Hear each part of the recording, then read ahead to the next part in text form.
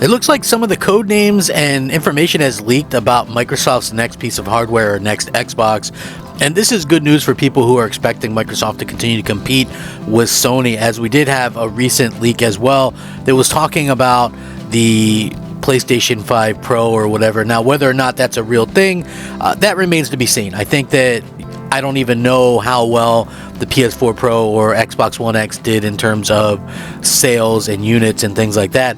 Sony and Microsoft never stated. And to me, that says a lot, because Sony loves to talk about numbers. So you would figure if their console did some amazing numbers, then it would be, smart to do another one, but they would have talked about the numbers in the first place. So right now we have some information about Xbox, and for me personally, a lot of people ask me my stance on mid-gen releases or whatever. I don't care about it. Like, when my channel was doing okay, I thought, better to keep up with the latest technology and get these mid-gen refreshes. As of right now, would I buy new mid-gen refreshes? No. I just feel like we haven't had games that were fully taking advantage of what we have already. Like, let's just say a mid-gen refresh for the PlayStation 5 comes out next year.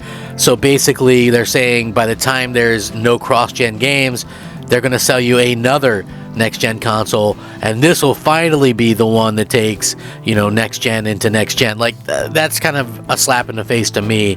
But people can do what they want. I'm sure some people will be, especially like the YouTubers and the internet folks.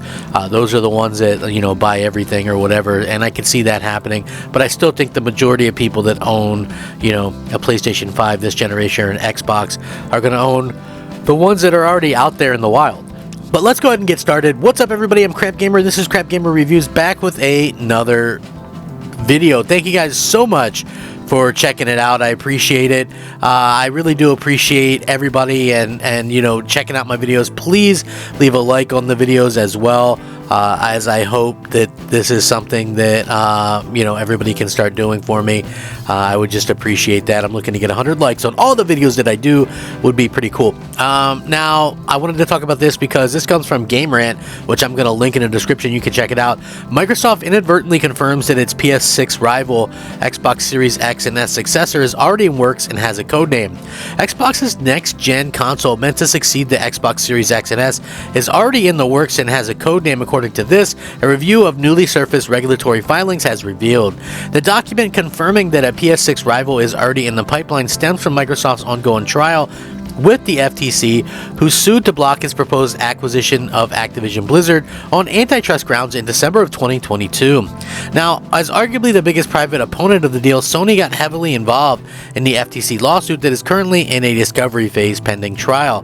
However, Microsoft's back and forth with both the US regulators and Sony resulted in some unintended effects for the Japanese gaming giant. Most recently, after one legal disclosure seemingly narrowed down a potential PlayStation 6 window for release. Now, in yet another such episode of premature information, the FTC seemingly confirmed that a next-gen Xbox console is already in the works.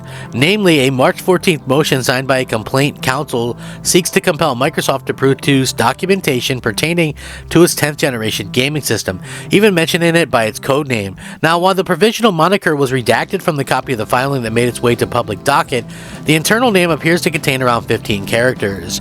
Given that the average English word is under 5 characters in length, the next-gen Xbox system's codename presumably contains 2 words. It says this: request document related to redacted. The codename for Microsoft's next-generation gaming ecosystem is part of Microsoft's forward-looking strategy for its console, subscription, and cloud business skills, all markets. For reference, the Xbox Series X and S were codenamed Anaconda and Lockhart, respectively, though Microsoft also dubbed the entire 9th generation Xbox lineup as Project Scarlet. Now, prior to that, the Xbox One was internally designated as Project Durango, whereas the 360 and the original Xbox were called Project Midway and Natal, respectively. Although I don't know if that was what Project Natal was. Connect, I believe. So they might be a little bit wrong in that. Or maybe I am. I don't know. We'll see. Anyway, the reason why the FTC is even interested in learning more about Microsoft's next-gen hardware plans comes down to the very essence of the lawsuit, which seeks to prove that allowing the company to acquire Activision Blizzard would likely result in antitrust problems in the future. The complaint counsel believes that getting a clearer view of Microsoft's long-term gaming plans would provide it with arguments that it needs to prove that owning Call of Duty would give it too much power that it could easily abuse in the future. Now, Microsoft already provided the FTC's lawyers with some documents detailing its gaming division's strategic business goals, as evidenced by the fact that the newly emerged motion references its PS6 rival by a specific codename.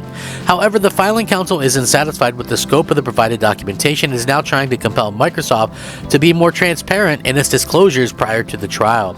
As for a plausible outcome of these proceedings, many industry watchers have been predicting that Microsoft is likely to complete its Activision Blizzard acquisition since February, posting that the FTC's opposition to the deal has little legal merit at all. So again, we're seeing here that while we don't know the actual code name of what the next Xbox is, it has one, and we're starting to see a lot of these things happen the way that it is happening, and sort of the way that it needs to happen. I personally think that one of the funnier things about this whole situation is we get new consoles every 5-6 years, whatever. I think the Xbox 360 generation probably look, I don't know many console gamers who don't really consider that to be like the best console generation. So for me, it's a little bit weird that so many people consider that to be the best generation, but also say that it carried on too long. Now, did it carry on a little bit too long? It's really hard saying, because 8 years, if you were an Xbox fan, like the Xbox 360 came out a year before the PS3 or the Wii, so 2005 all the way to 2013, before the Xbox One came out, you had like an 8-year thing. But the thing that I would point out is, when you have a situation like that, and it wasn't like games stagnated or graphics stagnated, really, I would say that there was maybe some things like held back a little bit, but we ended up with another generation with 30 frames per second for the most part anyway on most things. So like, to me, it really didn't matter, because we got the first Assassin's Creed games, we got 3 Mass Effect games, 3 really good Gears of War games, the best Halo games, the best Forza games, in my opinion. That was such a great time for gaming, and I really look at that as the main reason was because developers really had a lot of stuff going for them, right? They understood the hardware. It was easy to get the games out. Now it's like, I guess, they were crunching as well, but, now we live in sort of a time where it's unfortunate that's not going to, well, I'm not saying that crunch is like a great thing, but I think working a little bit extra, it doesn't hurt anybody. I think there's healthy and unhealthy crunch. So I do feel like, we're past that point where you can even do any type of overtime for game developers, and so games are taking longer than ever to make, unfortunately. So really coming out with new consoles doesn't really serve much of a purpose, in my opinion. But again, we'll see what happens, because I think it's going to be very interesting to see where Microsoft goes with this, and hopefully we could see something happening very soon.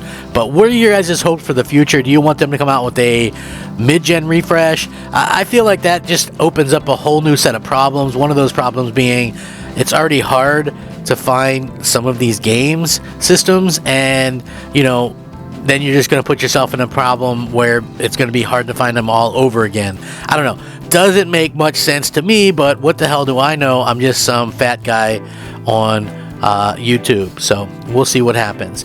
Thank you so much for watching. Have a fantastic day. I hope you guys all rack them up and fact them up and Crap Gamer them up. Please smash that like button. Crap Gamer out.